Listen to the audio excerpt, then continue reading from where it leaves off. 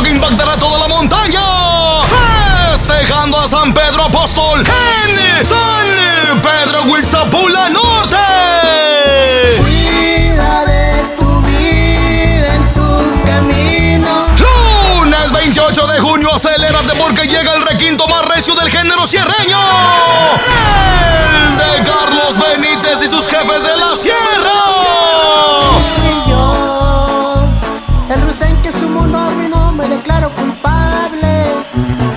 Con todas sus producciones discográficas, Carlos Benítez y sus jefes de la sierra. Que te valga la pena, mi dolor, mi condena, para que seas feliz. El más cotizado, el que le jala bonito al requinto, Carlos Benítez y sus jefes de la sierra. Y besos, razón y deseo, pasión y ternura. Se va a alterar San Pedro Huitzapula Norte este 28 de junio.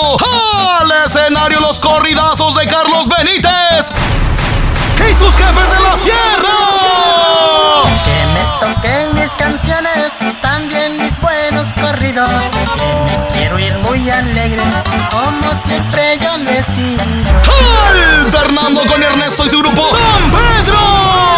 Les invitamos a todos para que venga a bailar.